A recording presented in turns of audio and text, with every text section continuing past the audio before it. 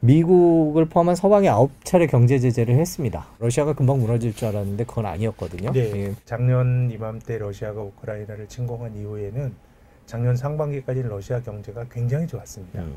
이 1분기는 성장률이 3%대였고 또 러시아의 경상수지 흑자는 사상 최대였습니다. 근데 작년 한 해 전체적으로 놓고 보면 경상수지가 러시아가 사상 최대로 3분기, 4분기도 흑자였거든요. 네. 그러니까 어떻게 보면 원자재나 이런 것들은 경제 봉쇄를 하지만은 뭔가 이게 제대로 되기보다는 뭔가 이제 빠져나가는 구멍이 있는 것 같고, 다만 그 러시아의 GDP 성장률이 2분기, 3분기 때는 이제 역성장을 했습니다. 예, 마이너스 4%, 마이너스 3% 역성장이니까 사실 경제가 마이너스 성장을 한다는 건 이게 자주 나타나는 현상이 아니거든요. 그래서 대외 수지는 경상수지가 어느 정도 뭔가 그 풀었으니까 뭔가 러시아가 물건을 팔아서 교역은 됐는데 내수는 그야말로 아주 황폐화됐다고 봐야 될 것 같고요.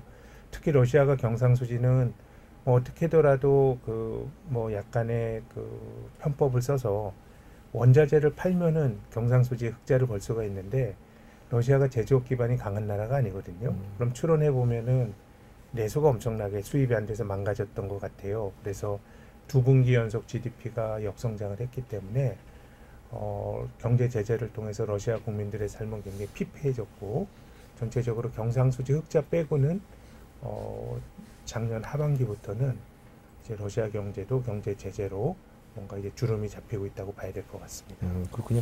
초반에는 의외로 잘 버텼던 것들이 네. 이제 중국이나 인도 같은 나라들이 조금 도와줬던 거였거든요. 네. 이제 뭐 아까 시작할 때 냉전 얘기를 하시기도 하셨습니다만은 이런 러시아와 인도, 중국, 뭐 인도는 약간 상황에 따라서 달라지긴 합니다만은 네. 이런 식의 경제 그 블록이라 그럴까요? 이런 것들은 계속 진행될 거다, 계속 유지될 거다 이렇게 보고 계십니다. 뭐 이란도 러시아에 뭐 지원을 그렇죠. 했다 이런 네. 얘기들이 있어요. 네. 따지고 보면 중국과 이란은 미국과 그 중국과의 이 대립이 핵심적인 어떤 대립의 구도라고 보면 인도야 약간은 원래 그 나라의 역사가 비동맹을 하면서 뭐 제3세계라 그래서 네. 약간은 양다리를 걸쳤던 그런 역사가 있는데 인도야 크게 보면 뭐 미국 쪽에서 벗어났다라고 말하긴 힘든데 그 러시아와 중국은 상당히 어떻게 보면 좀 밀접한 뭐 중국 입장에서도 세계의 대국으로 글로벌 질서를 지켜야 되는 쪽에서 러시아를 지원하는 거에 대해서 뭐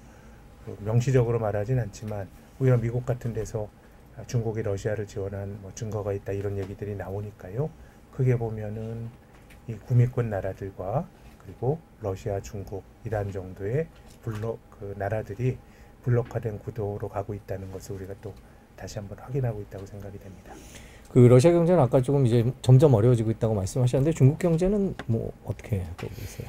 중국도 뭐 그동안 그 건설을 통해서 투자를 하면서 성장을 지탱해 왔는데 지금 부동산이 굉장히 어려움을 겪고 있고 특히 이제 뭐 미중 간의 갈등에서 이 반도체 규제나 이런 거는 미국이 중국의 급소를 아주 정확히 찌르고 있는 것 같거든요. 네. 그래서 중국도 어쨌든 뭐 개방화의 수혜를 받던 나라인데 조금 어려워지고 있는 거 아닌가. 물론 이제 올 한 해만 놓고 보면 코로나로 인한 경제 봉쇄를 해제하면서 작년보다 올해 성장률이 좋아질 가능성은 있는데 어쨌든 중국이나 러시아나 보면 특히 중국의 경우는 그 동서냉전 붕괴 이후에 세계화의 가장 큰 수혜를 받은 나라입니다.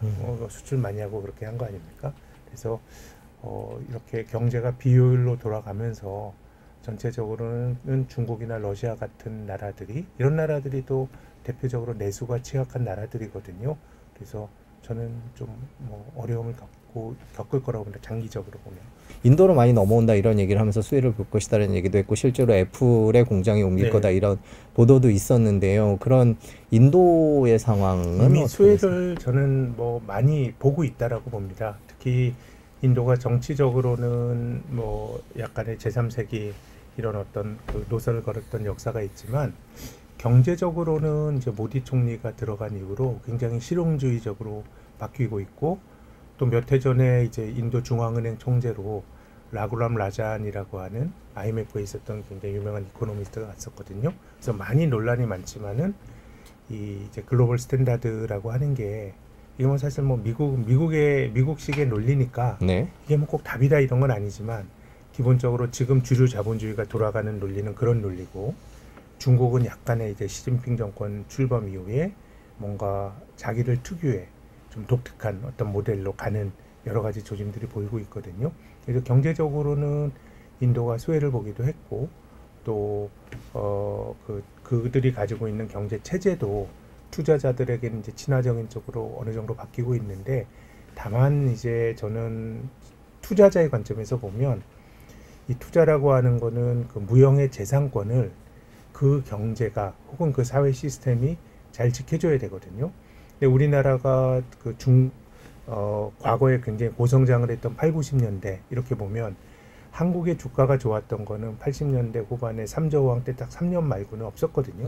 그럼 경제의 활력은 적어도 외환위기 이전까지는 한국의 8, 90년대가 훨씬 더 지금보다 있었는데 주식이 장기간 못 올랐다라고 하는 거는 결국 이제 고성장하는 경제는 기업들도 돈 벌 확률이 높습니다.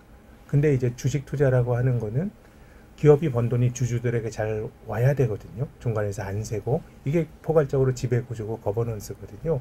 그럼 우리 8, 90년대 한번 회고를 해보면 이제 뭐 10대 재벌에 속했던 그 국제그룹은 그냥 전두환 정권 때 정치 권력을 그냥 막 없애버리고요.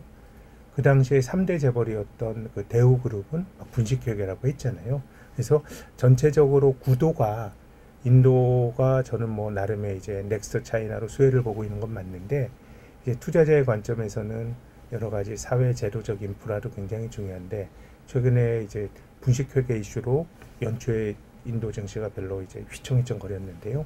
그래서 저는 뭐 투자는 그런 점에서는 제도나 아니면은 어떤 재산권 보호 이런 것들은 인도가 저는 리스크가 있다고 봅니다만은 전체적으로 매크로 관점에서 보면 중국이 했던 것의 수혜를 이제 인도가 보는 측면이 분명히 있다고 봅니다.